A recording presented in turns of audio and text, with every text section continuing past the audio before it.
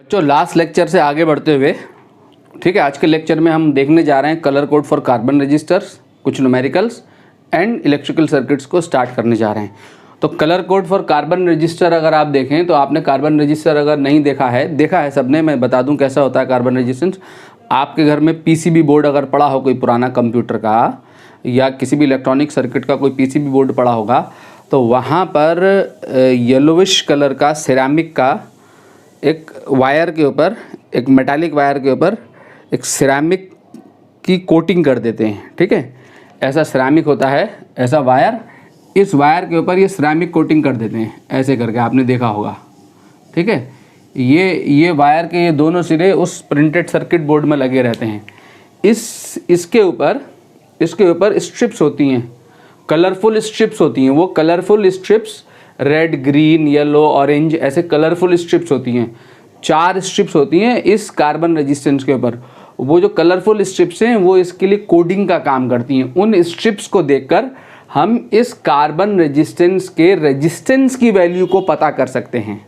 ठीक है, कैसे पता कर सकते हैं उसके लिए मैंने आपको ये टेबल ड्रॉ करी है। इस टेबल को देखें। सबसे पहले आपने ये याद करना है, ये अल्फ़ाबेट्स याद करने हैं। जब आपको ये अल्फ़ाबेट्स याद होंगे तब ये टेबल बहुत इजी है। क्या है अल्फ़ाबेट को याद करने के लिए, क्या सूत्र है, क्या है B Roy, ROY Roy, Great Britain, very good wife. ठीक है, क्या बताया मैंने, बी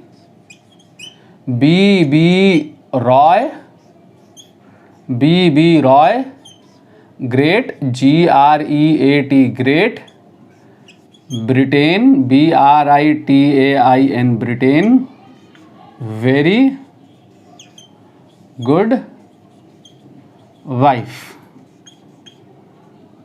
ठीक है, ऐसे आप याद कर सकते हैं। जो कैपिटल लेटर्स में मैंने अल्फ़ाबेट लिए हैं उनको आपने देख लेना है।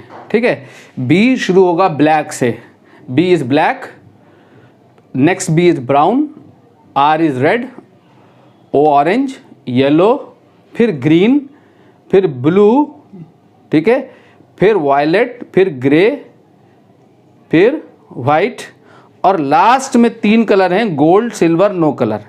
गोल्ड, सिल्वर, नो कलर चौथी स्ट्रिप होती है, गोल्ड, सिल्वर, नो कलर। तो बस ये 3 अल्फ़ाबेट आ रहे हैं, बी। तो आपने ये ऑर्डर करना है, पहले ब्लैक, फिर ब्राउन, फिर ब्लू, और जी 2 बार आ रहा है तो जी में पहले ग्रीन देन ग्रे। इस ऑर्डर में आपको याद करना है, B Roy, Great Britain, very good wife. इसके लिए आपके पास स्ट्रिप ए कहलाती है।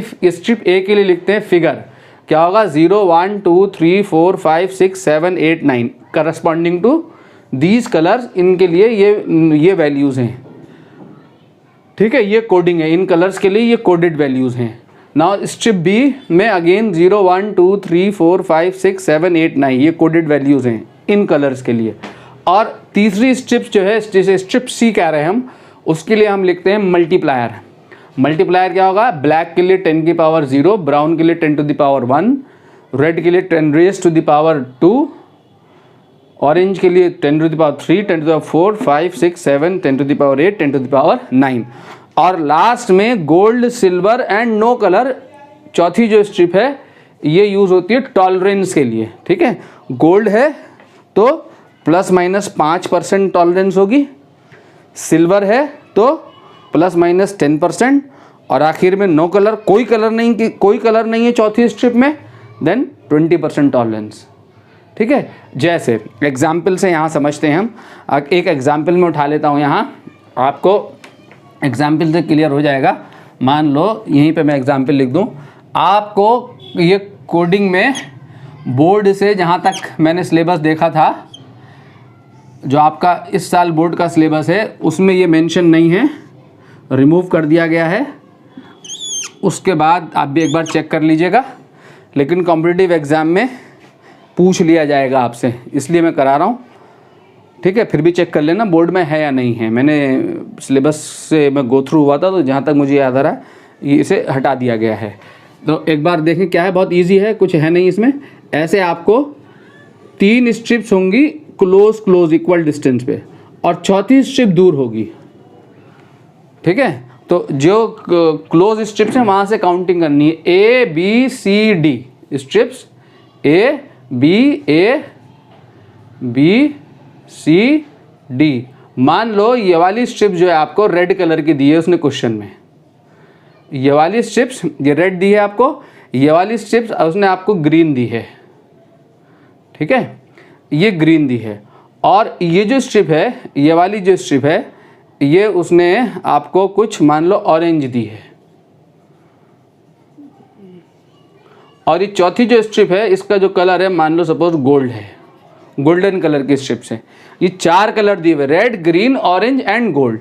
अब आपको इसके रेजिस्टेंस की वैल्यू लिखनी है, ये इसकी कोडिंग है, ये जो स्ट्रिप्स हैं कलरफुल स्ट्रिप्स इसकी कोडिंग है। R is equal to red के लिए पहली वाली स्ट्रिप्स के लिए फिगर लिखो, रेड का फिगर कितना है 2 लिख दिया यहाँ, ठीक है।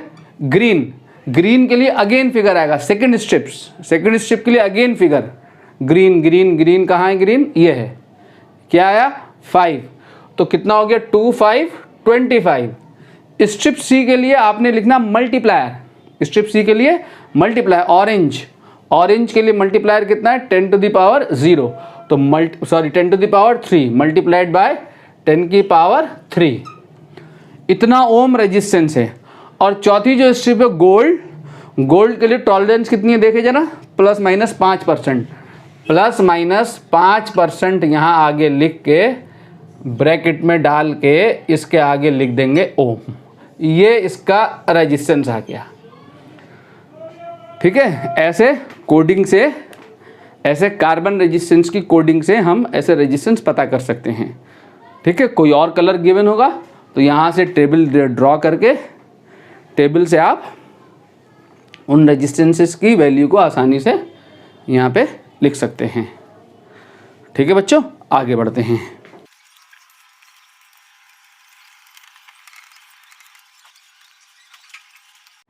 नाउ बच्चों कॉम्बिनेशन ऑफ रेजिस्टेंसेस।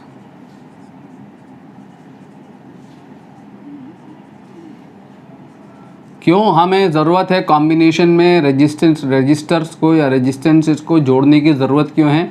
ज़रूरत इसलिए है कि हमारे पास जो अवेलेबल रेजिस्टेंस हैं, ठीक है, हमें डिज़ायर्ड वैल्यू है 10 ओम, हमें 10 ओम का रेजिस्टेंस चाहिए, और मेरे पास बहुत सारे रेजिस्टेंसेज है, 2 ओम, 1 ओम, 3 ओम, 4 ओम, 5 ओम के रेजिस्टेंसेज हैं, बस 10 ओम का रेजिस्टेंस मेरे पास नहीं है। तो हम क्या करते हैं, इन रेजिस्टेंसेस को कॉम्बिनेशन में लाकर, सीरीज़ एंड पैरेलल में लाकर, या मिक्स्ड ग्रुपिंग करके, series and parallel both grouping करके हम अपनी डिज़ायर्ड वैल्यू को अचीव कर रहे होते हैं, ठीक है। कोई टेक्नीशियन है, इलेक्ट्रिकल टेक्नीशियन है, उसको 20 ओम का रेजिस्टेंस चाहिए, उसके ऊपर उसके पास 2 ओम के 4 रेजिस्टेंसेज हैं, 5 ओम के 2 रेजिस्टेंसेज हैं, 3 ओम के 4 रेजिस्टेंसेज हैं, ऐसे वैरायटी ऑफ रेजिस्टेंसेज उसके पास अवेलेबल हैं, बट 20 ओम का रेजिस्टेंस नहीं है। तो वो क्या करेगा, उसके पास जो अवेलेबल रेजिस्टेंसेज हैं उन अवेलेबल रेजिस्टेंसेज की वो मिक्स्ड ग्रुपिंग करेगा, सीरीज़ और पैरेलल ग्रुपिंग करके अपनी डिज़ायर्ड जो वैल्यू है उसका 20 ओम उसको अचीव करेगा।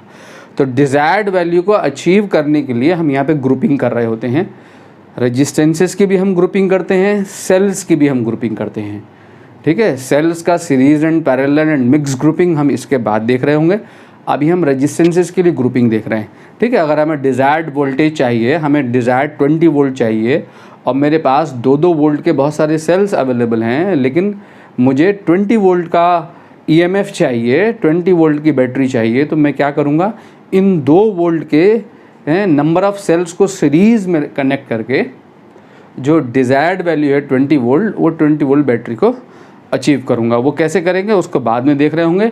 ये आपने कॉम्बिनेशन ऑफ रेजिस्टेंसेस में डिस्कशन आपने 10th क्लास में भी देखा है। तो सबसे पहला कॉम्बिनेशन अगर हमारे पास है रेजिस्टेंसेस इन सीरीज़ में जोड़ते हैं, पैरेलल में जोड़ते हैं एंड मिक्स ग्रुपिंग करते हैं। 3 प्रकार की ग्रुपिंग होती है, series, parallel and mix, series and parallel दोनों का कॉम्बिनेशन, रेजिस्टेंसेस इन सीरीज़। अगर हमने सीरीज़ में जोड़ना है रेजिस्टेंसेस को, ठीक है, एक चौथा नेटवर्क भी होता है जहाँ पर कोई भी 2 रेजिस्टेंसेस ना तो सीरीज़ में होते हैं ना पैरेलल में होते हैं। अगर आपको नेटवर्क में सीरीज़ और पैरेलल रेजिस्टेंसेस मिल रहे हैं तो आप वहाँ पर सीरीज़ और पैरेलल ग्रुपिंग से easily equivalent resistance of the circuit find कर सकते हैं। लेकिन अगर आपको सर्किट में सीरीज़ और पैरेलल नहीं मिल रहा, ज़रूरी नहीं कि अगर सर्किट में 5 रेजिस्टेंसेस कनेक्टेड हैं तो वो 5 रेजिस्टेंसेस में आपको कुछ सीरीज़ में मिल जाए, कुछ पैरेलल में मिल जाए, ये ज़रूरी नहीं है। ठीक है, ऐसा भी हो सकता है कि 5 में से कोई भी रेजिस्टेंस ना तो आपस में सीरीज़ में हो ना ही पैरेलल में हो। ऐसी सिचुएशन में जब ना सीरीज़ होगा ना पैरेलल होगा, तब सर्किट का इक्विवेलेंट रेजिस्टेंस निकालने के लिए हमें किरचॉफ्स लॉ की ज़रूरत पड़ती है। ठीक है, तो सबसे पहले हम सिंपल नेटवर्क देख रहे हैं जिसमें हम सीरीज़ और पैरेलल आसानी से पता कर सकते हैं, और सीरीज़ और पैरेलल ग्रुपिंग से इक्विवेलेंट रेजिस्टेंस सर्किट का फाइंड कर सकते हैं। फिर हम वो नेटवर्क देखेंगे जहाँ पर हमें हमारे रेजिस्टेंसेस ना तो सीरीज़ में होंगे ना पैरेलल में होंगे, किरचॉफ लॉ पढ़ने के बाद। ठीक है, फिर किरचॉफ लॉ अप्लाई करके ऐसे नेटवर्क का हम रेजिस्टेंस फाइंड कर रहे होंगे। ठीक है बच्चों, तो सीरीज़ एंड पैरेलल में सबसे पहले रेजिस्टेंसेस इन सीरीज़। तो अगर ये मेरे पास 3 रेजिस्टेंसेस हैं, इस डिस्कशन को हम सीरीज़ पैरेलल डिस्कशन को हमने अपने कैपेसिटर में भी किया है, तो वैसा ही डिस्कशन है यहाँ।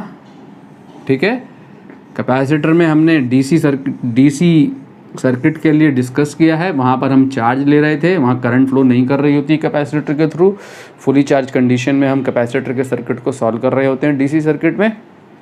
ठीक है, सीरीज़ में वहाँ charge on every capacitor same होता है, पोटेंशियल डिफरेंस अलग अलग होता है।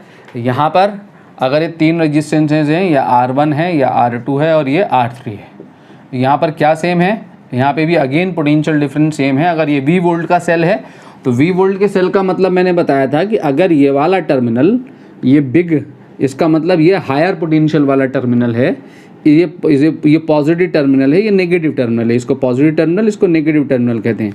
पॉजिटिव का मतलब क्या होता है यहाँ, हायर पोटेंशियल वाला टर्मिनल। नेगेटिव का मतलब क्या होता है, लोअर पोटेंशियल टर्मिनल। ठीक है, अगर ये टर्मिनल हमारा, ये वाला टर्मिनल हमारा, ये मान लो सपोज ये टर्मिनल हमारा 25 वोल्ट पे है। ठीक है, तो ये नेगेटिव टर्मिनल 5 वोल्ट पे है, ये 5 वोल्ट पे है। तो इसका मतलब ये है कि ये हायर टर्मिनल, इस टर्मिनल का पोटेंशियल हाई है इसलिए ये पॉजिटिव है, और इसका लो है इसलिए नेगेटिव है। नेगेटिव टर्मिनल का मतलब ये नहीं है कि इसका टर्मिनल का पोटेंशियल नेगेटिव है। नेगेटिव टर्मिनल होने का मतलब ये हुआ कि इस वाले टर्मिनल के कंपैरिजन में ये वाला टर्मिनल कम पोटेंशियल पे है। तो ये दोनों, ये जो टर्मिनल है, अगर मैं टर्मिनल मार्क कर दूं, ये टर्मिनल R1 का टर्मिनल है, और ये जो है कॉमन टर्मिनल है दोनों का। दोनों कौन, R1 और R2 दोनों का। ठीक है, तो R1 के सेकंड टर्मिनल पे और R2 के फर्स्ट टर्मिनल पे, इन दोनों के इस टर्मिनल पे वोल्टेज क्या है, सेम है। ठीक है, ये कॉमन टर्मिनल है इन दोनों का। ठीक है, इसके इस टर्मिनल पे और इसके इस टर्मिनल पे सेम वोल्टेज है, और ये इसका सेकंड टर्मिनल है। तो ये जो है फर्स्ट टर्मिनल है R1 का, और ये सेकंड टर्मिनल है R1 का। ये जो टर्मिनल है ये R2 का फर्स्ट टर्मिनल है, और ये R2 का सेकंड टर्मिनल है, अगर हम इधर से चलते हैं तो। ठीक है, ये R2 का सेकंड टर्मिनल है, बट R3 के लिए फर्स्ट टर्मिनल है, और ये R3 के लिए सेकंड टर्मिनल है। क्लियर, अगर ये 25 वोल्ट पे है तो ये वाला भी टर्मिनल हमारा कितने पे है, 25 वोल्ट पे है। ठीक है, यानी R1 का जो फर्स्ट टर्मिनल का पोटेंशियल वही है जो बैटरी के पॉजिटिव टर्मिनल का पोटेंशियल है। अगर ये वाला टर्मिनल हमारा 20 वोल्ट पे है, ये वाला टर्मिनल हमारा 20 वोल्ट पे है बच्चों। ठीक है, तो ये टर्मिनल अगर 20 वोल्ट पे है तो R1 के सेकंड टर्मिनल का पोटेंशियल 20 वोल्ट है, और R2 के इस टर्मिनल का पोटेंशियल 20 वोल्ट है।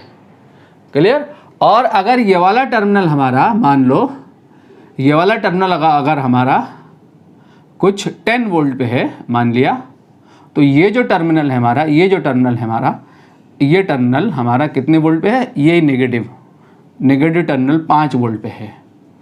ठीक है, तो इस R1 पे अगर मैं पोलैरिटी मार्क करूंगा तो R1 के इस टर्मिनल का पोटेंशियल इस टर्मिनल से ज़्यादा है, तो ये R1 का पॉजिटिव टर्मिनल है, ये नेगेटिव टर्मिनल है। और यहाँ पे जो पोटेंशियल डिफरेंस है V1, वो कितना है, 5 वोल्ट।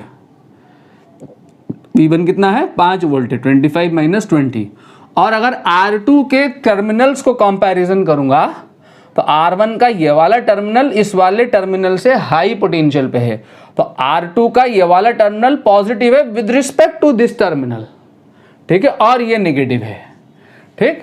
अब आप इन दोनों को ना देखिएगा, इन दोनों को देख के ये मत समझिएगा कि ये लो पोटेंशियल पे या हाई पोटेंशियल, नो, ये दोनों सेम पोटेंशियल पे हैं।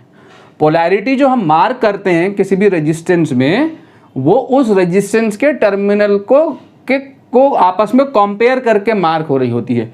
ये दोनों सेम पोटेंशियल पे हैं, ठीक है। ये माइनस और प्लस, यहाँ माइनस और प्लस पोलैरिटी काउंट नहीं होगी, यहाँ काउंट होगी प्लस माइनस, और यहाँ काउंट होगी with in the particular element. एक पर्टिकुलर एलिमेंट के अक्रॉस पोलैरिटी को देख रहे होंगे हम, ठीक है। ये भी 20 वोल्ट है, ये भी 20 वोल्ट है, बट ये जो है इसका अपने सेकंड टर्मिनल के कंपैरेटिवली हायर पोटेंशियल पे, इसलिए ये प्लस है, इसलिए माइनस है।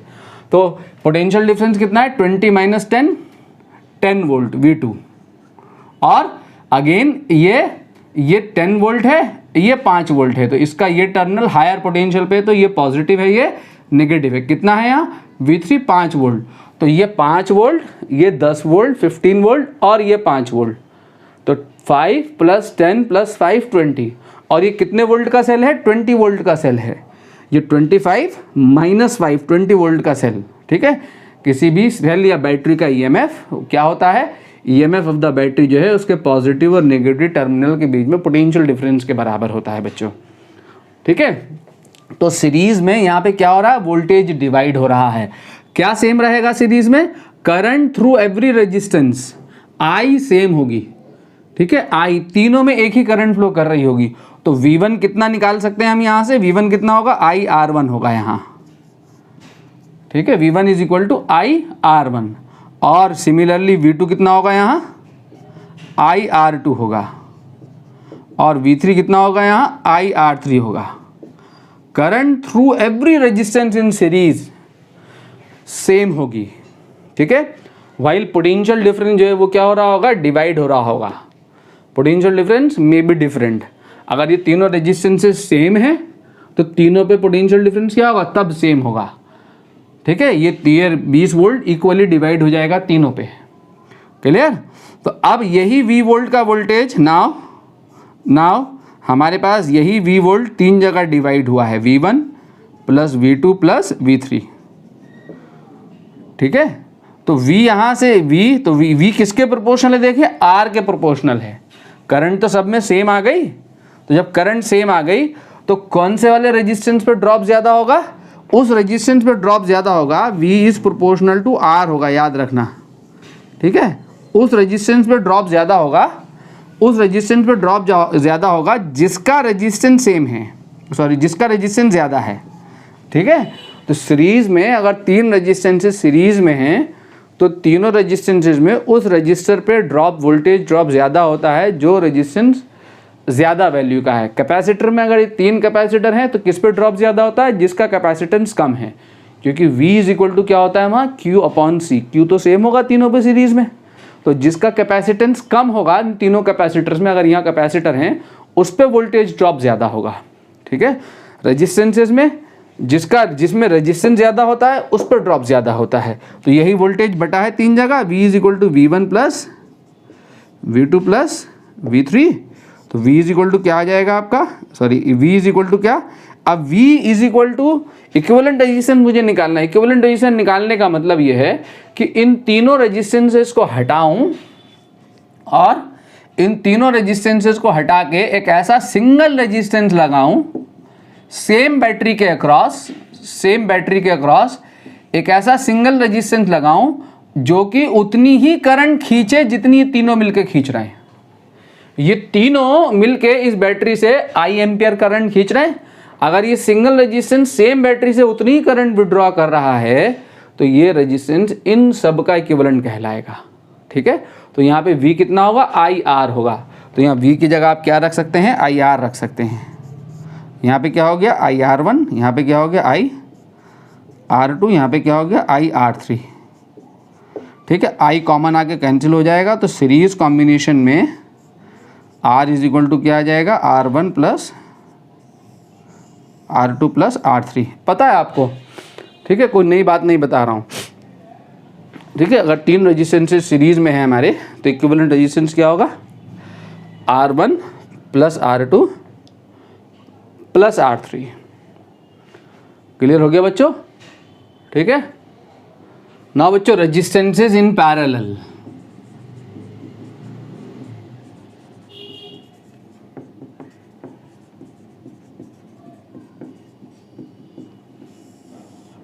अगर 3 रेजिस्टेंसेज हमारे पैरेलल में हैं तो पैरेलल में क्या होगा, potential difference across every resistance will be same.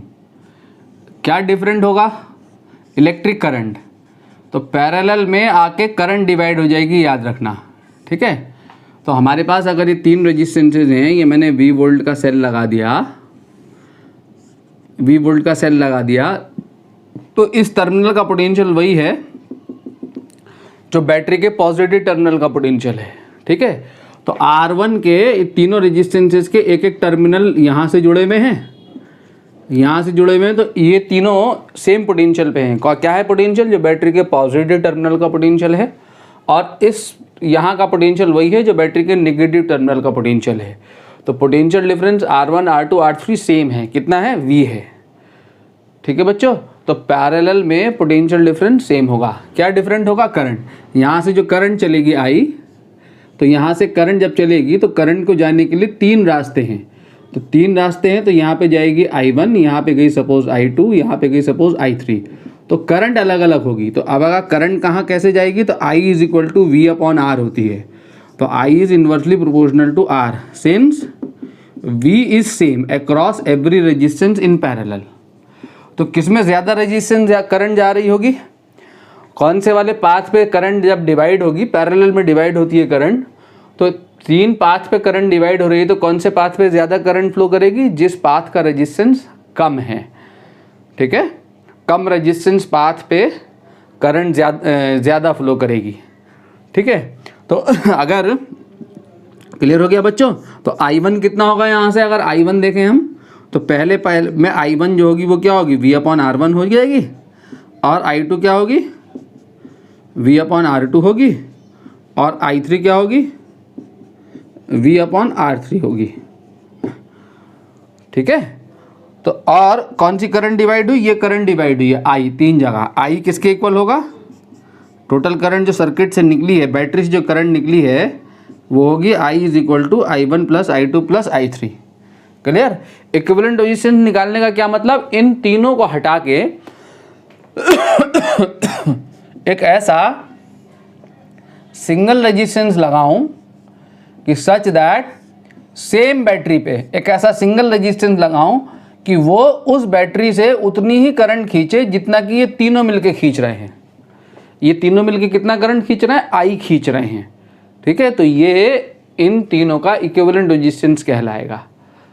Clear. इन तीनों की जगह अगर आप ये सिंगल रेजिस्टेंस लगा दोगे तो सर्किट जो है सेम रहेगा बिल्कुल। क्लियर हो गया। तो I is equal to I1 plus I2 plus I3। I कितना होगा यहाँ से, V/R। तो V/R is equal to I1 is V/R1 plus V/R2 plus V/R3। तो 1/R इज इक्वल टू क्या आएगा, 1/R1 plus 1/R2 plus 1/R3। ऐसे आप जो है यहाँ ये इक्विवेलेंट रेजिस्टेंस फाइंड कर सकते हैं। फिर करंट निकालनी होगी तो आपने इक्विवेलेंट रेजिस्टेंस ऐसे फाइंड किया R, ठीक है। तो ये इंडिविजुअल करंट भी फाइंड की जा सकती है। क्लियर हो गया। कैसे फाइंड की जा सकती है, देखिए जना ध्यान से। करंट डिवीज़न रूल, मैंने वहाँ पे जब कैपेसिटर सर्किट डिस्कस किए थे तो वहाँ पे क्या बताया था मैंने, वोल्टेज डिवीज़न रूल बताया था। ठीक है, चार्ज डिवीज़न रूल नहीं बताया था, क्योंकि कैपेसिटर वाले सर्किट में अगर चार्ज को निकालना आसान है, इजी है। ठीक, वहाँ क्या बताया था मैंने, वहाँ पे वोल्टेज डिवीज़न रूल बताया था कैपेसिटर सर्किट में। यहाँ क्या बता रहा हूँ, करंट डिवीज़न रूल बता रहा हूँ। ठीक है, क्योंकि वहाँ मैंने सीरीज़ के लिए बताया था वोल्टेज डिवीज़न रूल। यहाँ क्या बता रहा हूँ मैं, करंट डिवीज़न रूल। तो देखें करंट डिवीज़न रूल,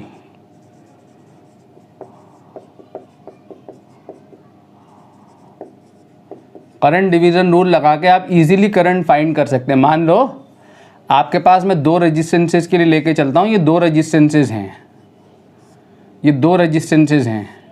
यहाँ से करंट चली आपकी I और ये I 2 जगह डिवाइड हो गई, I1 और I2। तो ये R1 और ये R2, ठीक है। तो ये R1 और R2 दोनों किस में है? पैरेलल में है। जब पैरेलल में है तो यहाँ पे जो पोटेंशियल डिफरेंस होगा इस पे और इस पे, दोनों पे क्या होगा? सेम होगा दोनों पे वोल्टेज। वो वोल्टेज कितना होगा? I1 R1 is equal to I2 R2 होगा, यही ना होगा? ठीक है। इस पे वोल्टेज कितना है? V is equal to IR, और इस पे कितना है? V is equal to IR। तो इस पे I1 R1, इस पे I2 R2, और I1 R1 I2 R2 आपस में क्या होंगे? इक्वल होंगे। इक्विवेलेंट रेजिस्टेंस निकालो, दोनों पैरेलल में है ना, ये दोनों पैरेलल में। तो 1/R क्या आएगा आपका? 1/R इज इक्वल टू आएगा आपका 1/R1 प्लस 1/R2। तो R जो है वो आपका क्या आ जाएगा? R एलसीएम ले लोगे ना, R1 R2 upon R1 plus R2, R1 plus R2 upon R1 R2, reverse करोगे उसको रेशियो को, तो क्या हो जाएगा? ये R1 R2 upon R1 plus R2, ये आया, ठीक है। तो ये V जो है कितना है आपका? V कितना है आपका? IR, VIR है करंट I, टोटल रेजिस्टेंस आपने R निकाल लिया, V is equal to IR, ये IR के भी इक्वल है। I way R is the total resistance, equivalent resistance, I is the main current. तो V is equal to IR यहाँ लगाओगे तो V इज इक्वल टू क्या आएगा आपका? R1, इसको यहाँ डालो, R1 R2 upon R1 plus R2 into I, ये आपका क्या आ गया? V आ गया, ठीक है। नाउ अब आपको क्या निकालना है? आपको निकालना I1, करंट डिवीज़न रूल लगाना है। तो I1 इज इक्वल टू क्या होगा आपके पास? V upon R1। I1 is equal to V upon R1। तो जब आप V उठा के यहाँ डालोगे, ये वैल्यू यहाँ रखोगे, तो R1 यहाँ न्यूमरेटर में या R1 डिनोमिनेटर से कैंसिल हो जाएगा। तो आपका I1 जो आएगा यहाँ से वो क्या आएगा? I1 क्या आएगा? R1 कैंसिल हुआ तो क्या आएगा? R2 upon R1 plus R2 into total current I, ठीक है। ये आपका करंट डिवीज़न रूल है, इसको याद करना है आपने, इसको आपने याद करना है। इसी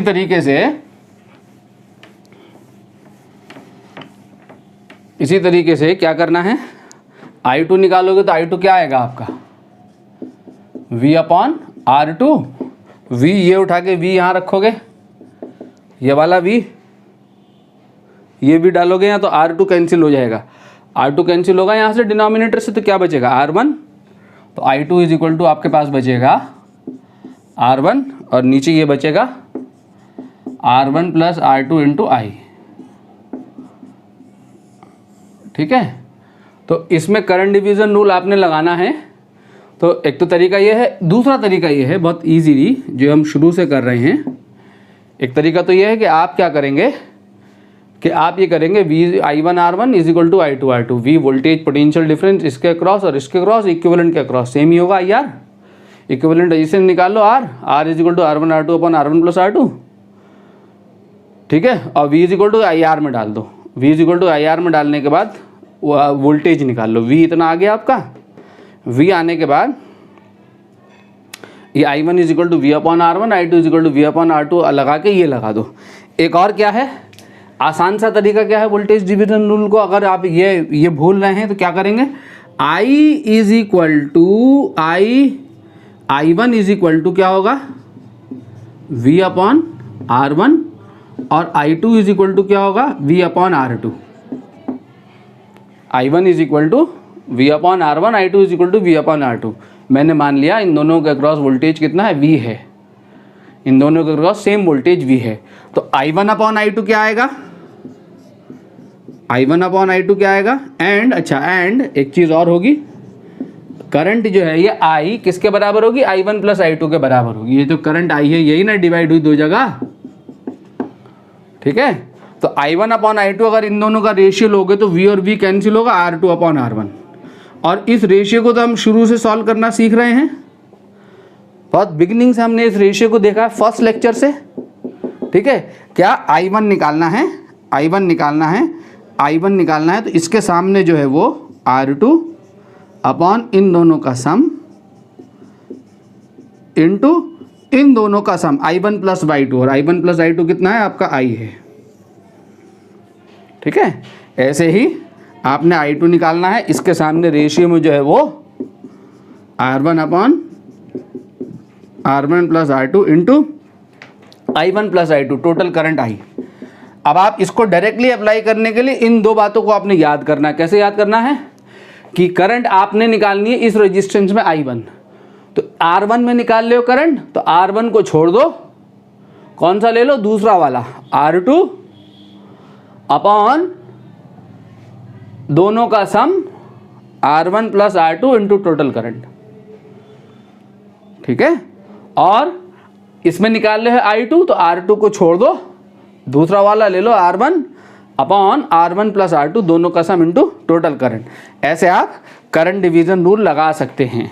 ठीक है, तो करंट डिवीजन रूल को अगर आप सर्किट में सॉल्व कर रहे होंगे कहीं, तो आप डायरेक्टली लगा के इजीली सॉल्व कर सकते हैं करंट और पोटेंशियल डिफरेंस फाइंड करने के लिए इन मिक्स्ड नेटवर्क। अगर आपके पास 3 रेजिस्टेंसेज हैं तो उसको भी ऐसे ही कर सकते हैं। अगर मान लो 3 रेजिस्टेंसेज के लिए लगाना है आपने करंट डिवीजन रूल, तो ये 3 रेजिस्टेंसेज हैं आपके, यहाँ करंट गिवन है आपको और ये 3 जगह डिवाइड हो रही है, I1 I2 I3, R1 R2 R3।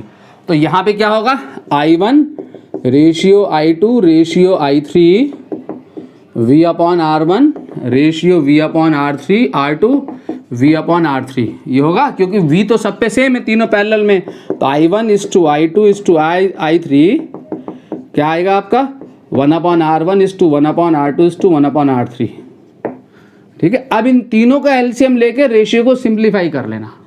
Simplify करने के बाद आपके पास आ जाएगा रेशियो में यहाँ जो न्यूमेरिकल वैल्यू आएगी वो अपॉन इन तीनों का सम। एलसीएम लेने की ज़रूरत नहीं पड़ेगी, यहीं पे सॉल्व करना, यहीं पे।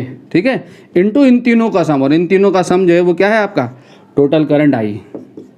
ऐसे ही I2 निकाल सकते हो, ऐसे ही I3 निकाल सकते हो इजीली। ठीक है, जैसे आपके पास क्वेश्चन है, मान लो आपके पास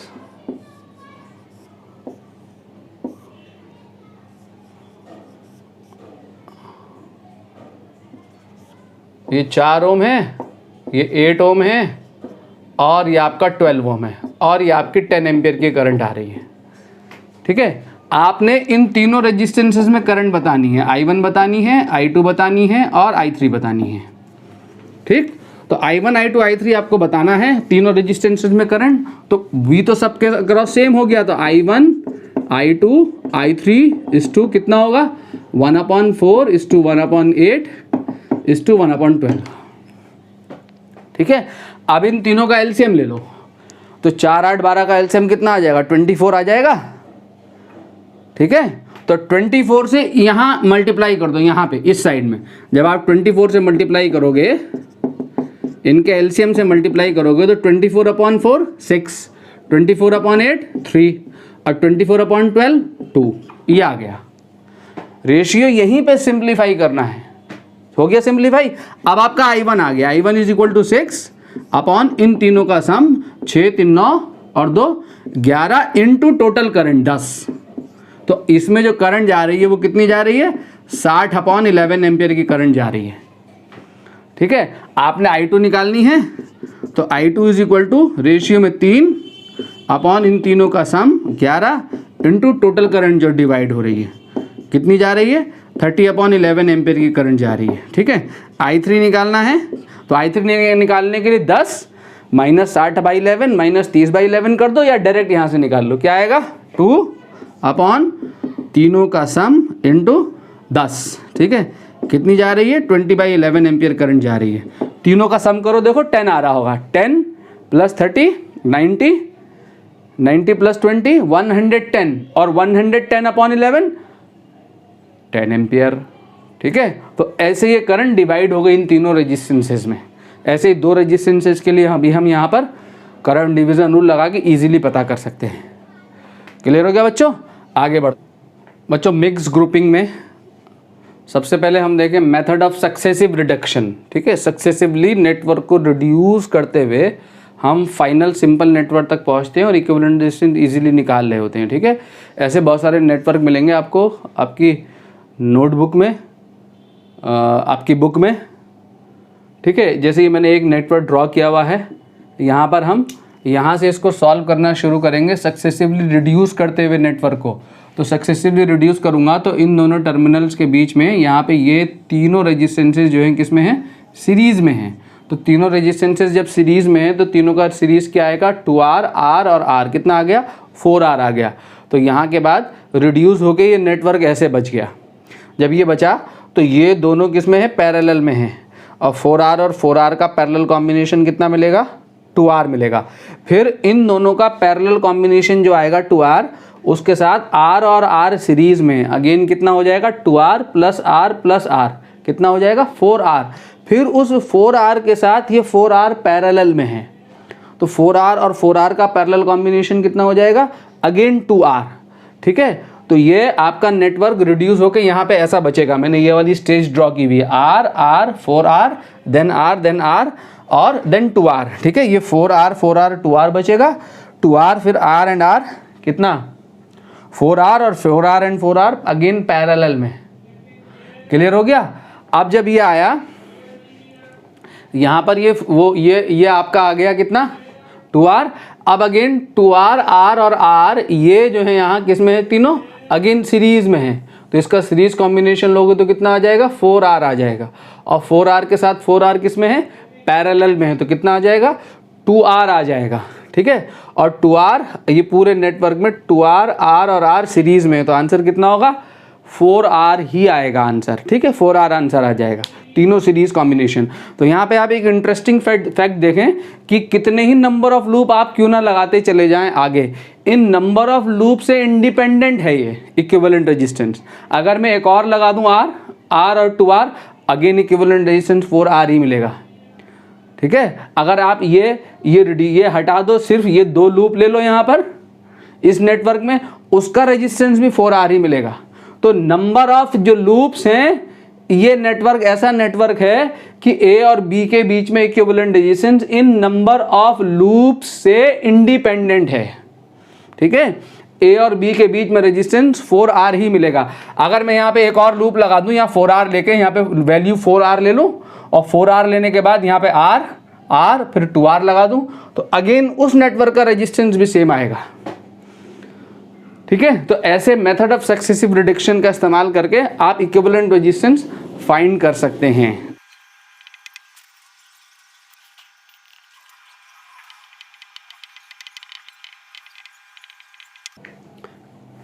बच्चों, एक क्वेश्चन मैंने ड्रॉ किया है, क्वेश्चन आपको मुझे करके दिखाना है। R। ठीक है, और ये रेजिस्टेंस लगे हुए 2R and 2R।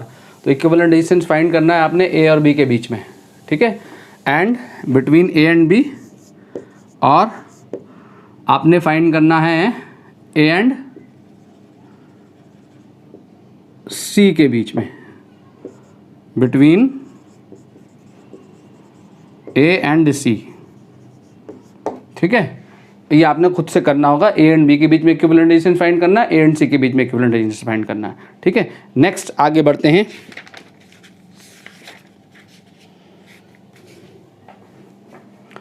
Now method of symmetry.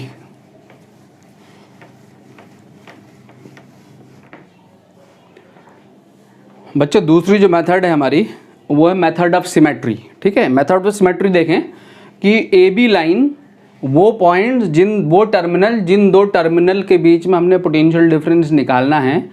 ठीक है, उस लाइन का अगर परपेंडिकुलर बाइसेक्टर सिमेट्री है, परपेंडिकुलर बाइसेक्टर का मतलब कि ये AB लाइन है, इस AB लाइन के अगर मैं बाइसेक्ट करूं तो ये जो बाइसेक्टर लाइन है ये आपकी लाइन ऑफ सिमेट्री है। लाइन ऑफ सिमेट्री का मतलब ये हुआ कि इस लाइन के लेफ्ट और राइट जो सर्किट हैं वो एक दूसरे के मिरर इमेजेस हैं। कैसे चेक करेंगे सिमेट्री, एक बार ध्यान से देख लें। क्या कहा मैंने कि अगर जो AB है, AB इसका परपेंडिकुलर बाइसेक्टर लोगे, ठीक है, सर्किट को बाइसेक्ट करोगे दो पार्ट में। अगर सर्किट दो पार्ट में बाइसेक्ट हो रहा हो और दोनों पार्ट एक दूसरे की मिरर इमेजेस हों, अगर इन सर्किट को हम उल्टा पलटी कर दें, इसको इधर ले लें, इसको इधर ले लें, सर्किट पे कोई फर्क ना पड़े, ये मिरर इमेजेस हैं, ठीक है। तो इस लाइन पे जो भी जंक्शंस या जो भी पॉइंट लाई कर रहे होते हैं, ये लाइन इक्विपोटेंशियल लाइन होती है। अगर ये लाइन ऑफ सिमेट्री है तो ये लाइन आपकी इक्विपोटेंशियल लाइन है। इस लाइन पे जो भी जंक्शन लाई कर रहे होंगे उनका पोटेंशियल सेम होगा। तो उन जंक्शंस के बीच में जितने भी रेजिस्टेंसेस होंगे, एक तो उसको रिमूव कर दोगे आप, ठीक है। इस जंक्शंस पे, इस लाइन पे जो भी जंक्शंस लाई करेंगे, उन दो जंक्शंस के बीच में अगर रेजिस्टेंसेस आ रहे हैं उनको रिमूव कर दोगे। और अगर एक ही जंक्शन आपको मिल रहा है और एक जंक्शन पे बहुत सारे रेजिस्टेंसेस आपको आके मीट कर रहे हैं, तो ये जंक्शन आपका अननेसेसरी का जंक्शन है। इस जंक्शन पे करंट का डिवीजन नहीं हो रहा होगा। करंट के डिवीजन ना होने का मतलब ये है बच्चों, यहां से जो करंट आ रही होगी, इस रेजिस्टेंस में जो करंट आ रही होगी, अगर इसमें 1 एम्पीयर की करंट आ रही है तो 1 एम्पीयर की करंट सीधे ऐसे जा रही होगी, ठीक है, without division to other resistances. ये करंट ऐसे चली जाएगी, ये करंट ऐसे चली जाएगी, ये करंट सीधी चली जाएगी। तो इसी लाइन के अलोंग जो आपकी लाइन ऑफ सिमेट्री है, इसी लाइन के अलोंग जंक्शंस को रिमूव कर देंगे। तो मैंने इसी लाइन के अलोंग इस जंक्शन को देखो रिमूव कर दिया। ये अननेसेसरी जंक्शन है, इस जंक्शन पे करंट का डिवीजन नहीं हो रहा है। जब आप इस लाइन के अलोंग जंक्शन को रिमूव करोगे तो आपका सर्किट रिड्यूस होकर सिंप्लीफाई हो जाएगा। अब आपको यहाँ सीरीज पैरेलल कॉम्बिनेशन आसानी से मिल जाएंगे। मैंने आगे सर्किट को सॉल्व नहीं किया है, अब आप इजीली सॉल्व कर सकते हैं। ये दोनों सीरीज में है, उसके साथ ये पैरेलल में है, जो आएगा उसके साथ ये दोनों सीरीज में है, फिर ये दोनों सीरीज में है, ठीक है। फिर इस नेटवर्क को सॉल्व करोगे तो ये पूरा नेटवर्क, ये पूरा और ये आर्म, ये तीनों पैरेलल में है। यहां से आप सर्किट सिंप्लीफाई हो गया, यहां से आप खुद इजीली सॉल्व कर सकते हैं। ये मैंने आपके लिए छोड़ दिया सॉल्व करने के लिए, ठीक है। सिमिलरली इसी सर्किट का अपर पोर्शन, एक पोर्शन लिया है मैंने यहाँ ऊपर वाला, ऐसा नेटवर्क मिलेगा आपको। यहाँ पे कैपेसिटर भी कनेक्टेड हो सकते हैं, याद रखना। रेजिस्टेंसेस की जगह अगर कैपेसिटर कनेक्टेड है, उसको भी ऐसे ही रिमूव करके सॉल्व करना है, ठीक है। ऐसे ही यहाँ पर, ठीक है। किसी बच्चे ने मुझे ये सर्किट पोस्ट किया था, जो कैपेसिटर में पढ़ा रहा था, मुझे ध्यान आ रहा किसी ने, ठीक है। ये क्वेश्चन किसी लड़की ने पोस्ट किया था, नाम भूल गया मैं कौन है। तो ये अब अगर हमें यहाँ पे देखें तो मैं इस सर्किट का अगेन देखें, ए बी ये बाइसेक्टर है और ये लाइन ऑफ सिमेट्री है। इस लाइन ऑफ सिमेट्री ये रजिस्टेंस दो पार्ट में डिवाइड हो जाएगा, लेफ्ट और राइट, ठीक है। तो जैसा सर्किट इधर है वैसा सर्किट इधर। तो अगेन ये जंक्शन अननेसेसरी जंक्शन है, इस जंक्शन पे करंट का डिवीजन नहीं हो रहा। तो जब करंट का डिवीजन नहीं हो रहा, इसी के अलॉन्ग इस जंक्शन को ऊपर को रिमूव कर दीजिए। जब आप रिमूव करोगे, कैपेसिटर कनेक्टेड हो तब भी यही करना है, तो आपका सर्किट रिड्यूस हो गया। इसको आप इजीली सॉल्व कर सकते हो। एक और मैंने सर्किट ड्रॉ किया हुआ है, ए और बी के बीच में आपको इक्विवेलेंट रेजिस्टेंस फाइंड करना है, ठीक है। तो इक्विवेलेंट रेजिस्टेंस फाइंड करने के लिए क्या करेंगे बच्चों, यहां पर भी अगेन आप ये परपेंडिकुलर बाइसेक्टर, यहाँ पे ए बी का परपेंडिकुलर बाइसेक्टर खींचें तो देखो ये लाइन ऑफ सिमेट्री है, ये लाइन ऑफ सिमेट्री, जैसा सर्किट इधर है वैसा इधर है। तो इसी लाइन के अलॉन्ग जंक्शन को रिमूव कर दो, इसी लाइन के अलॉन्ग, इसी लाइन ऑफ सिमेट्री के अलॉन्ग जंक्शन रिमूव हो गया। जब जंक्शन रिमूव हो गया, ये अननेसेसरी जंक्शन है, इस पर करंट डिवीजन नहीं हो रही है, ठीक है। तो सर्किट रिड्यूस होकर आपका ऐसा चला आया। अब आप ए और बी के बीच में इस सर्किट की सिंप्लीफाई हो गया, इक्विवेलेंट रेजिस्टेंस इजीली यहां से फाइंड कर सकते हैं। जैसे एक क्वेश्चन और आपको मैं दूं, मान लो रेजिस्टेंस रिमूवल मेथड, ये तो मैंने जंक्शन रिमूवल मेथड बताई, ठीक है। अब resistance removal method, symmetry, method of symmetry है यहां। रेजिस्टेंस रिमूवल पे अगर एक क्वेश्चन दे दूं, वही सिमेट्री से ही होगा।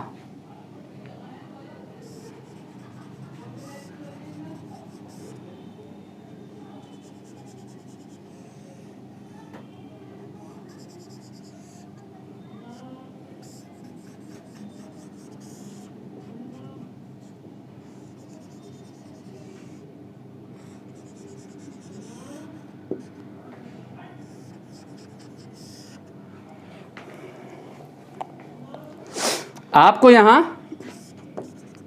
ए और बी के बीच में रेजिस्टेंस फाइंड करना है। अगर आपको ए और बी के बीच में रेजिस्टेंस फाइंड करने के लिए कह दे तो ये आपका लाइन ऑफ सिमेट्री है, ठीक है। जब आप ये लाइन ऑफ सिमेट्री है तो इस पे ये इक्विपोटेंशियल लाइन होती है। जो आपको लाइन ऑफ सिमेट्री मिलेगी वो line of symmetry equipotential line होगी, ध्यान देना। तो ये इक्विपोटेंशियल लाइन है, इस पे जितने भी जंक्शन लाई कर रहे हैं उन सारे जंक्शंस का पोटेंशियल क्या है, सेम है। तो ये जंक्शन का पोटेंशियल अगर V है तो इसका भी V है और इसका भी V है। तो इस रेजिस्टेंस से पोटेंशियल डिफरेंस क्या हो गया, 0। इस रेजिस्टेंस से पोटेंशियल डिफरेंस क्या हो गया, 0, ठीक है। यानी ये यहां से आप, इसका मतलब ये रेजिस्टेंस इस सर्किट में अपीयर होगा ही नहीं। यहां से आप इस रेजिस्टेंस को रिमूव कर सकते हैं, इसमें कोई करंट नहीं जाएगी, इसमें कोई करंट नहीं जाएगी, ठीक है। ये पाथ सर्किट में है ही नहीं। तो आपका सर्किट रिड्यूस होके, आपका जो सर्किट रिड्यूस होके बचेगा वो आपका सर्किट रिड्यूस होने के बाद आपको इन दोनों को रिमूव कर देना है। जब आप इन दोनों को रिमूव करोगे तो आपका सर्किट सिंपल सर्किट रह गया। ये आपका सर्किट रिड्यूस होके बचा। अब आप यहां से इजीली फाइंड कर सकते हैं, ठीक है। ए और बी के बीच में ये दोनों सीरीज में हैं, ये दोनों सीरीज में हैं, और इन दोनों का सीरीज, इन दोनों का सीरीज, और इन दोनों 2R 2R और 2R आपस में पैरेलल में हैं।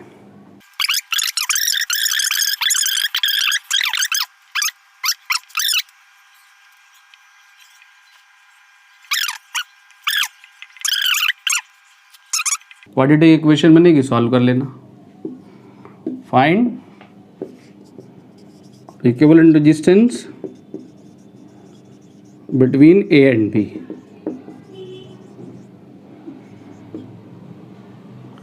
बिटवीन A एंड B खुद से करेंगे, इनफाइनाइट लैडर को सॉल्व करेंगे आप खुद से, ठीक है।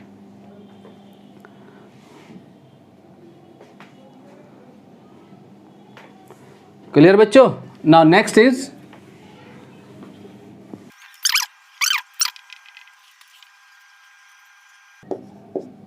और सिंपल सा क्वेश्चन है, ए और बी के बीच में इक्विवेलेंट रेजिस्टेंस निकालना है। सब R हैं, ये भी R, ये भी R, ये भी R और ये भी R। अब आप यहाँ ए और बी के बीच में इक्विवेलेंट रेजिस्टेंस फाइंड करना चाहते हैं, ठीक है। तो यहाँ पे ये 2 पॉइंट डायरेक्ट कंडक्टिंग वायर से कनेक्टेड हैं। ध्यान दें, शॉर्ट सर्किट हमने कैपेसिटर में भी डिस्कस किया है, ठीक। क्लियर हो गया बच्चों? तो जब यहाँ से करंट चलेगी तो करंट जब यहाँ पहुँचेगी तो ये 2 पॉइंट डायरेक्टली आपस में कनेक्टेड हैं। ये शॉर्ट सर्किट हो गया, ये 0 रेजिस्टेंस पाथ है।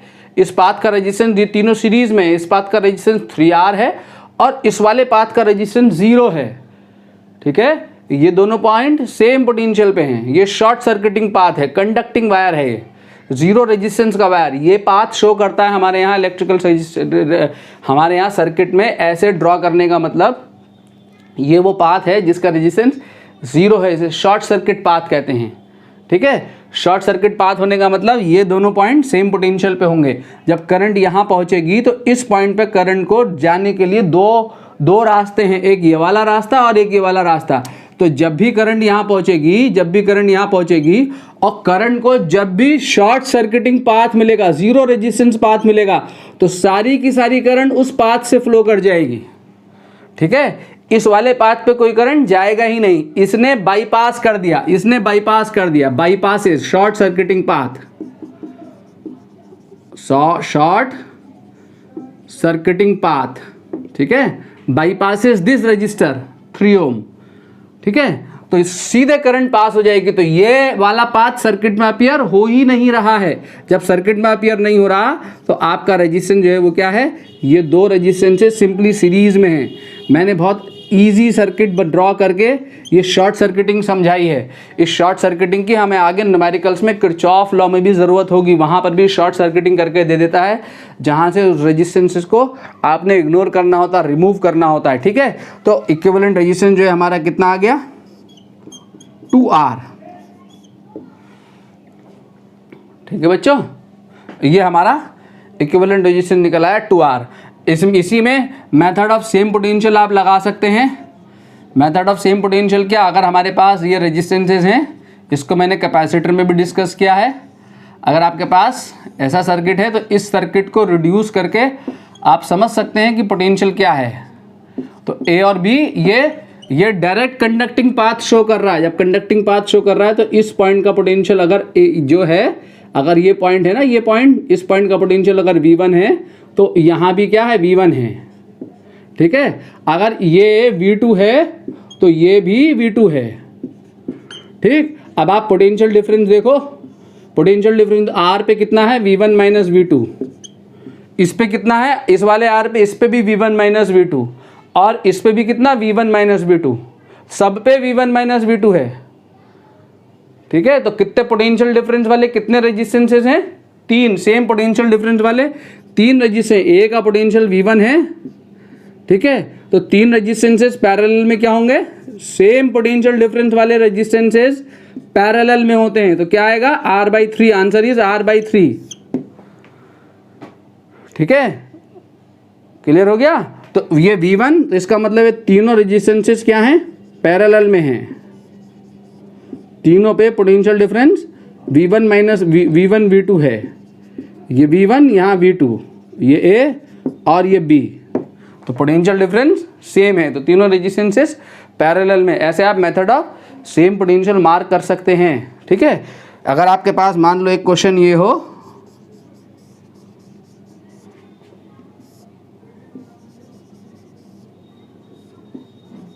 हमें यहाँ इक्विवेलेंट रेजिस्टेंस फाइंड करना है। मान लो हमें यहाँ ए और बी के बीच में इक्विवेलेंट रेजिस्टेंस फाइंड करना है।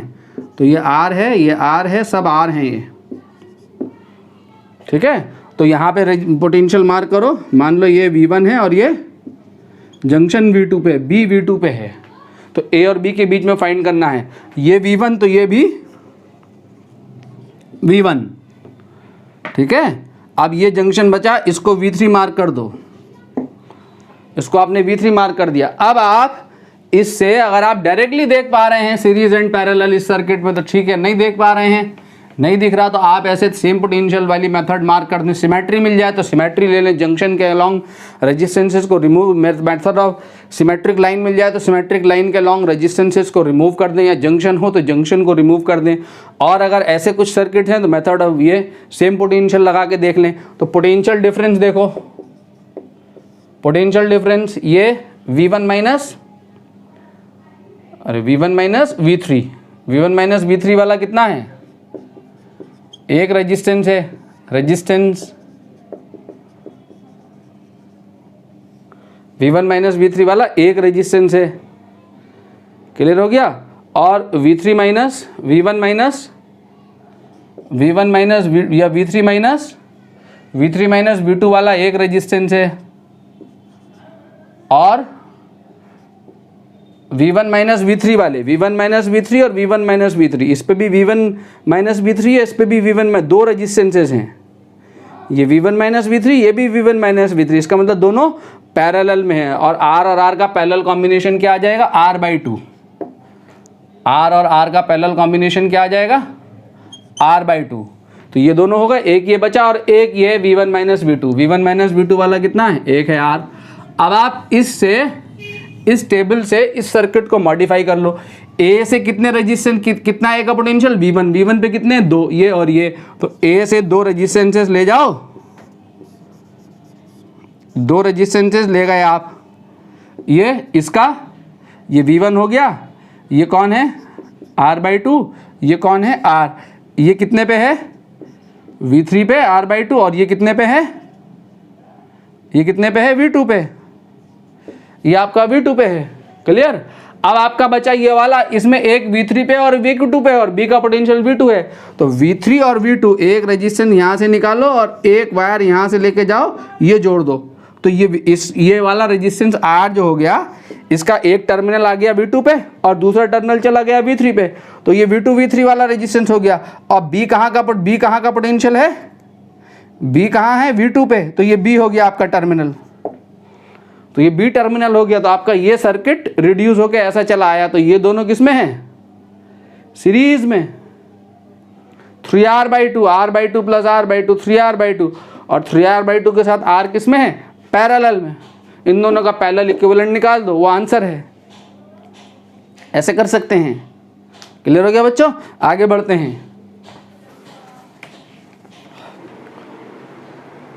बच्चों नेक्स्ट देखें क्यूबिकल नेटवर्क। ठीक है, ये हमारा क्यूबिकल नेटवर्क है। क्यूब है, हर एक आर्म में रेजिस्टेंसेस सेम है स्मॉल आर। मैंने रेजिस्टेंस यहाँ पे रेजिस्टेंस जो होगा between nearer corner between sides of the cube, जो साइड वाले कॉर्नर्स हैं 1 and 2 या 1 and 4, ठीक है, या 3 and 2 या 2 and 6, तो साइड कॉर्नर के बीच में जो रेजिस्टेंस आएगा वो आएगा 7/12 R। ठीक है, 1 and 2 side corner 7/12 R। Phase diagonal means 1 and 3 phase diagonal है, कोई सा भी फेज डायगोनल ले लो, 4 and 5 हो, कोई सा भी फेज डायगोनल सिमेट्री के हिसाब से किसी भी फेज डायगोनल के अक्रॉस इक्विवेलेंट रेजिस्टेंस होगा 3/4 R। मैंने 1 and 3 के अक्रॉस यहाँ दिखाया हुआ है। ठीक है, और जो बॉडी डायगोनल है, मेन डायगोनल है 1 and 7। ठीक है, 1 and 7 is the main diagonal. इसके क्रॉस जो इक्विवेलेंट रेजिस्टेंस होगा वो होगा 5/6 R। तो यहाँ पे मैंने 2 सॉल्व किए हैं, साइड कॉर्नर्स के अक्रॉस मीन्स नियरर कॉर्नर के अक्रॉस रेजिस्टेंस को सॉल्व किया है, और फेज डायगोनल के अक्रॉस सॉल्व किया हुआ है। देखो कैसे करना है आपको क्या होगा कि अगेन यहाँ पे आप साइड कॉर्नर्स के अक्रॉस, 2 नियरर कॉर्नर के अक्रॉस आपको रेजिस्टेंस फाइंड करना है। तो आप मेथड ऑफ सिमेट्री लगा के सॉल्व कर सकते हैं। मेथड ऑफ सिमेट्री क्या है, यहाँ पे कौन सी सिमेट्री फॉलो हो रही है कि अगर वो जंक्शंस नेटवर्क में, किसी भी इलेक्ट्रिकल नेटवर्क में वो जंक्शंस, वो पॉइंट्स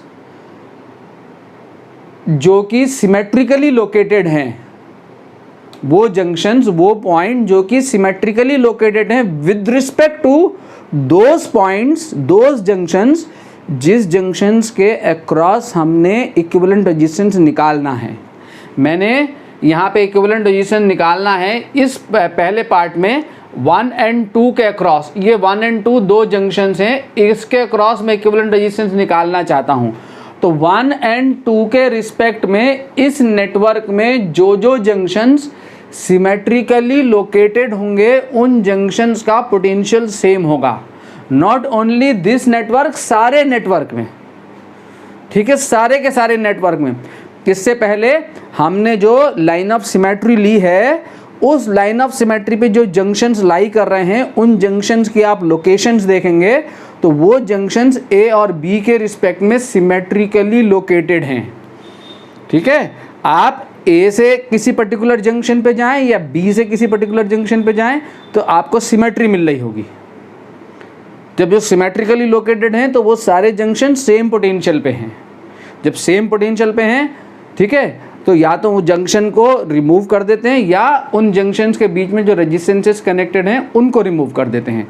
तो वहाँ पर वैसे नेटवर्क में जंक्शंस का लोकेशन, सिमेट्रिक लोकेशन देखने के बजाय हम लाइन ऑफ सिमेट्री खींच के जंक्शंस को लोकेट करके ईजिली सिमेट्रिकली लोकेटेड जंक्शंस पता कर सकते हैं। इसलिए लाइन ऑफ सिमेट्री से वहाँ सर्किट ईजिली सॉल्व हो जाते हैं। ठीक है, यहाँ पर आपको लाइन ऑफ सिमेट्री ना देखते हुए आपने सिमेट्रिकली लोकेटेड जंक्शंस देखना है। ठीक है, किसी भी सिमेट्रिकल नेटवर्क में जो सिमेट्रिकली लोकेटेड जंक्शंस होते हैं, उन सिमेट्रिकली लोकेटेड जंक्शंस का पोटेंशियल क्या होता है, सेम होता है। ठीक है, तो जब सेम पोटेंशियल वाले जंक्शंस को आप आपस में ज्वाइन कर दो या रिमूव कर दो, जैसे पिछले वाले नेटवर्क में सेम पोटेंशियल वाले जंक्शन आपस में ज्वाइन किए हुए थे तो हमने जंक्शन को रिमूव कर दिया था। यहाँ पे हम उल्टा काम करेंगे। ठीक है, सेम पोटेंशियल वाले नेटवर्क को आपस में ज्वाइन कर देंगे। तो सेम पोटेंशियल वाले जंक्शंस को आप आपस में ज्वाइन करो तो सर्किट पे कोई फर्क नहीं पड़ता, और सेम पोटेंशियल वाले जंक्शंस को आप वहाँ से रिमूव कर दो तो भी सर्किट पे कोई फर्क नहीं पड़ता। तो वहाँ पे हम रिमूव कर रहे थे, यहाँ पे हम सेम पोटेंशियल वाले जंक्शन को ज्वाइन करके सर्किट को सिंप्लीफाई कर रहे हैं। क्या है कि 1 के रिस्पेक्ट में 4 और 5, 1 और 2 के बीच में मुझे रेजिस्टेंस निकालना है। ये 4 और ये 5 सिमेट्रिकली लोकेटेड है। ठीक है, सिमेट्रिकली लोकेटेड होने का मतलब आपको किसी बच्चे से, आपको अपने क्लास के किसी बच्चे से फिजिक्स की कॉपी लेनी है, आपका लेक्चर छूट गया। अब आपके पास 2 ऑप्शन हैं कि मैं इस 4 नंबर के बच्चे दोनों आपके अच्छे दोस्त हैं, ये भी अच्छा दोस्त है और ये भी अच्छा दोस्त है, मैं इसके पास जाऊं या इसके पास जाऊं, किसके पास जाऊं। ठीक है, आप दोनों में से, अब ये आपका घर है तो आप अपने घर से 4 के पास इसके यहाँ तक चलेंगे या यहाँ तक चलेंगे, एक ही बात है। तो 1 के रिस्पेक्ट में 4 एंड 5 जो है सिमेट्रिकली लोकेटेड हैं, ठीक है। दोनों डिस्टेंसेस, दोनों पाथ सेम हैं, दोनों रेजिस्टेंस, अगर यहाँ रेजिस्टेंसेस की वैल्यूज अलग अलग हो जाएं तो अलग अलग, ये R हो गया, ये 2R हो गया, तब ये सिमेट्रिकली लोकेटेड नहीं होंगे, ठीक है। दोनों पाथ का रेजिस्टेंस सेम है, 4 एंड 8 सिमेट्रिकली लोकेटेड नहीं है, ठीक है। क्यों लोकेटेड नहीं है? क्योंकि ये फेज डायगोनल है, ठीक है। ये फेज डायगोनल है और ये साइड है, ये साइड का एंड पॉइंट है, ऐसे चलेंगे तो फेज डायगोनल होते ही जाएंगे। तो 4 और 8 1 के रिस्पेक्ट में सिमेट्रिकली लोकेटेड नहीं है, ध्यान दें। तो मैंने क्या कहा, कौन लोकेटेड है? 4 एंड 5 1 के रिस्पेक्ट में सिमेट्रिकली लोकेटेड हैं। अगर ये 4 एंड 5 दोनों 2 के रिस्पेक्ट में भी सिमेट्रिकली लोकेटेड हैं, खाली एक जंक्शन के लिए सिमेट्री नहीं होनी चाहिए, ठीक है। अगर ये 2 के लिए भी सिमेट्रिकली लोकेटेड हैं तो 4 and 5 are at same potential. तो देखें क्या 2 के लिए भी एसिमेट्रिकली लोकेटेड है? हाँ हैं, क्योंकि 5 जो है फेस डायगोनल है और 4 भी फेस डायगोनल है। तो आप 2 से 5 पे जाओ या 2 से 4 पे जाओ, एक ही बात है। देखें 2 के लिए 4 जो बेस है उसका डायगोनल है और 5 जो है कहाँ मिलेगा? जो फेस है उसके डायगोनल से चल के मिल जाएगा आपको, शॉर्टेस्ट पाथ पे, शॉर्टेस्ट पाथ मिल जाएगा। लॉन्गेस्ट पाथ जाना चाहते हैं तो 2 से ऐसे जाएं या ऐसे, तो सिमिलर पाथ आपको वो मिल जाएगा। तो 4 and 5 are symmetrically located with respect to 1 and 2 both, ठीक है। सिमिलरली इसी के करस्पॉन्डिंग सामने वाले पॉइंट देखो कि 2 के रिस्पेक्ट में 3 और 6 सिमेट्रिकली लोकेटेड हैं, 3 और 6, ठीक है। 2 से आप 3 पे जाओ या 2 से आप 6 पे जाओ, एक ही बात है। तो 3 और 6 are symmetrically, 3 and 6 are symmetrically located with respect to 2। If 3 and 6 are also symmetrically located with respect to 1, then these 2 points 3 and 6 are at same potential. Now check कि ये 3 और 6 1 के रिस्पेक्ट में भी सिमेट्रिकली लोकेटेड हैं क्या? 2 के respect में तो हैं, तो खाली एक के लिए नहीं होगा, दोनों के लिए सिमेट्री होनी चाहिए बच्चों। तो 2 के रिस्पेक्ट में तो सिमेट्रिकली लोकेटेड हैं। अब आप 1 के लिए चेक करो, देखो क्या 1 के लिए भी सिमेट्रिकली लोकेटेड हैं? हाँ है। ये फेस डायगोनल है, बेस का डायगोनल है और ये सामने वाले फेस का डायगोनल है 6। तो 3 and 6 are symmetrically located with respect to 1 and 2। तो कौन मिले मुझे? सिर्फ यही मिलेंगे और कोई नहीं मिलेंगे, चेक कर लेना। तो कौन मिले? 4 and 5 and 3 and 6 are symmetrically located with respect to 1 and 2। 1 and 2 वो पॉइंट जिन पॉइंट के अबाउट हमने इक्विवेलेंट रेजिस्टेंस फाइंड करना है। So 4 and 5 and 3 and 6 are at same potential. जब सेम पोटेंशियल पे हैं तो इनको मिला दोगे तो कोई फर्क नहीं पड़ेगा सर्किट पे, ठीक है। तो मैंने इस सर्किट को यहाँ ज्वाइन करके ये सिंप्लीफाई कर लिया। कैसे कर लिया अब इसको मैं एक्सप्लेन करता हूँ। आपको जो लेफ्ट फेस है आपका, ये लेफ्ट फेस, ये राइट फेस, आप ये वाला फेस देखना है, ये 1 4 8 5 देखिए, ठीक है। इसमें 4 और 5, इसमें कितने रेजिस्टेंसेस? 4 हैं। और ये वाला जो फेस है, ये वाला राइट फेस 7 6 3 2, इसमें कितने रेजिस्टेंसेस है? 4 हैं। टोटल कितनी साइड्स होती हैं क्यूब की? 12। 4 साइड इस फेस में आ गई, 4 साइड इस फेस में आ गई। तो ये वाले 4 साइड, ये वाला फेस और ये वाला फेस अगेन 1 2 3 4 साइड से आपस में ज्वाइंट हैं, ठीक है। 4 वायर से आपस में ज्वाइंट हैं। तो आपको क्या करना है? 4 and 5 को मिलाना है। तो 1 से चलेंगे, मैं 1 से चला, ठीक है। कहाँ से चला? 1 से। ऊपर ले लिया, आप नीचे ले लेता हूँ अगर आपको कन्फ्यूज़न हो रहा हो तो, एक ही बात है। मैं यहाँ 1 लिख देता हूँ, यहाँ 2 लिख देता हूँ, यहाँ पे 8 लिख देता हूँ और यहाँ पे 7 लिख देता हूँ, कोई फ़र्क नहीं। मैं 1 से चला, 1 से चले बच्चों, कितने रेजिस्टेंस जा रहे हैं 1 से? 2। 4 और 5 को आपस में मिला दिया, ज्वाइन कर दिया। तो 1 से चला, 2 रेजिस्टेंसेस गए 2 साइड और 4 and 5 यहाँ आपस में ज्वाइन हो गए, ठीक है। इसको आप ये कनेक्शन ना देखें, अभी ये वाले कनेक्शन ना देखें, ठीक है। 4 and 5 आपस में ज्वाइंट हो गए, ठीक है। ये 4 and 5 ज्वाइंट हो गए। फिर 4 and 5 से ये एक 4 से एक 5 से ये 2 रेजिस्टेंस जाके 8 पे मिल गए। एक 4 से एक 5 से 2 रेजिस्टेंस जाके 8 पे मिल गए, ठीक है। यहाँ इस कनेक्शन को भी ना देखें आप, ठीक है। अब आप इधर वाला फेस उठाएं, इधर वाला फेस उठाएं, इधर वाला 1 से 2 एक रेजिस्टेंस है, 1 से 2 एक रेजिस्टेंस कनेक्ट कर दें, यहाँ पे कर दिया कनेक्ट। 2 से फिर 2 रेजिस्टेंसेस जा रहे हैं, ये 2 रेजिस्टेंसेस जा रहे हैं 2 से, ठीक है। ये 2 रेजिस्टेंसेस जाके 3 और 6 को आपस में मिला देना है। ये 2 रेजिस्टेंसेस जाके आपने 3 और 6 को आपस में मिला दिया, मिला दिया। फिर 3 से एक रेजिस्टेंस और 6 से एक रेजिस्टेंस जाके 7 पे मिला, तो 3 से एक रेजिस्टेंस और 6 से एक रेजिस्टेंस जाके 7 पे मिल गया। तो आपका ये नेटवर्क तैयार हो गया। ये आपका इधर वाला फेस हो गया 4 रेजिस्टेंसेस का, ये आपका इधर वाला फेस हो गया 4 रेजिस्टेंसेस का, और ये फेस लेफ्ट फेस और राइट फेस 1 2 3 4 रेजिस्टेंसेस कनेक्टेड है। कैसे? 1 और 2 के बीच में एक रेजिस्टेंस है, 8 और 7 के बीच में एक रेजिस्टेंस है, ठीक है।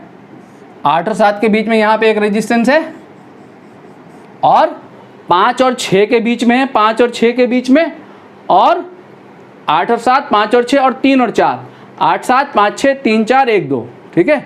1 2 3 4 ये रेजिस्टेंस यहाँ कनेक्ट हो गए। केयरफुली देख लें ध्यान से, तो आपका ये सर्किट रिड्यूस होकर ऐसा आ गया सिंपली, ठीक है।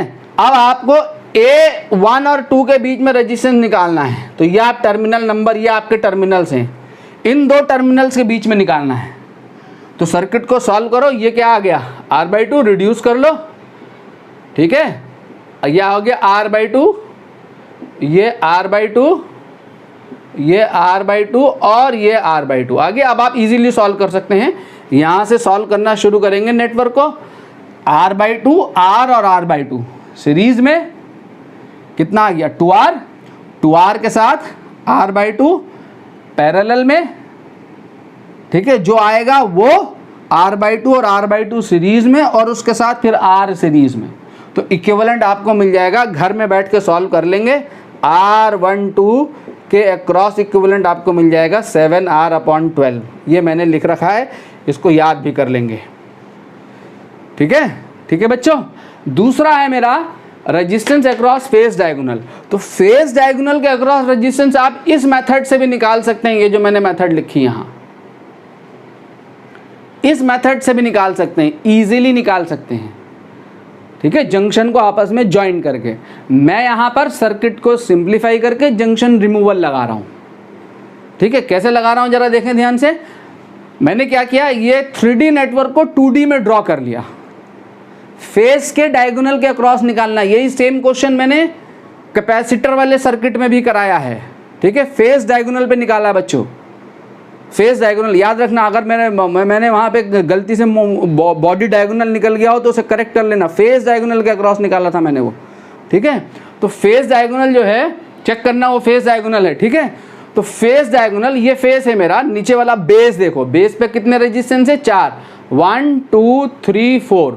तो क्यूब का मैंने बेस ड्रॉ कर लिया 1 2 3 4 बेस, और मैं इस जो ऊपर वाले रेजिस्टेंसेस हैं, वायर ही है ना, वायर हैं, तो इस वायर को मैं इस क्यूब को ऐसे पिचका रहा हूं।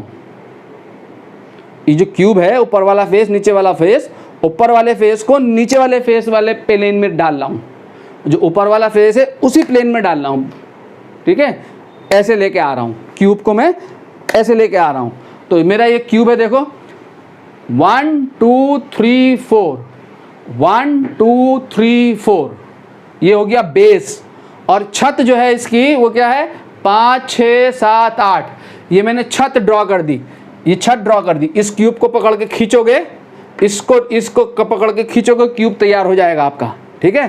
तो 5 6 7 8 इसी प्लेन में ले आया।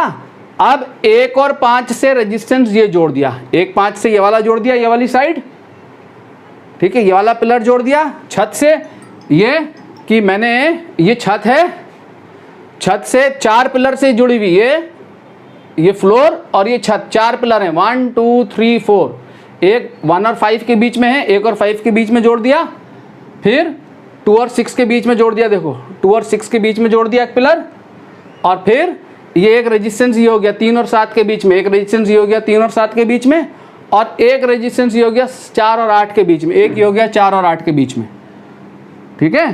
तो बेस और ये छत, 4 रेजिस्टेंसेस से आपस में कनेक्टेड है। तो ये सिंगल प्लेन में ड्रॉ हो गया सर्किट। बच्चों क्या कहा मैंने कि ये सर्किट सिंगल प्लेन में ड्रॉ हो गया। सिंगल प्लेन में ड्रॉ होने के बाद ये आपका फेस डायगोनल है 1 और 3। जब आपका ये फेस डायगोनल है तो अभी हमने सिमेट्रिक लाइन ड्रॉ करी थी, तो यहाँ सिमेट्रिक लाइन ड्रॉ मिल रही है। क्या मिल रही है?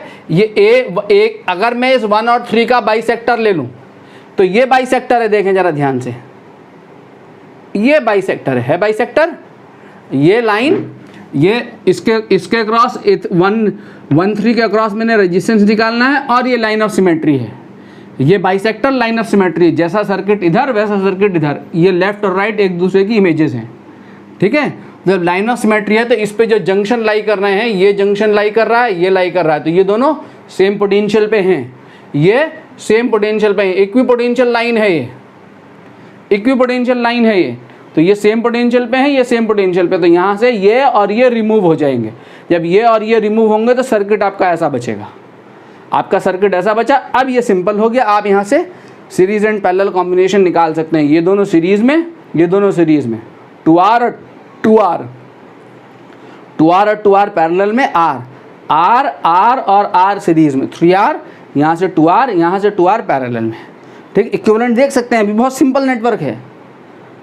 ठीक है, सिंपली इसको ये वाली आर्म और ये वाली आर्म आपस में पैरेलल में है, तो आपको 1 और 3 के क्रॉस कितना मिल जाएगा? 3R/4।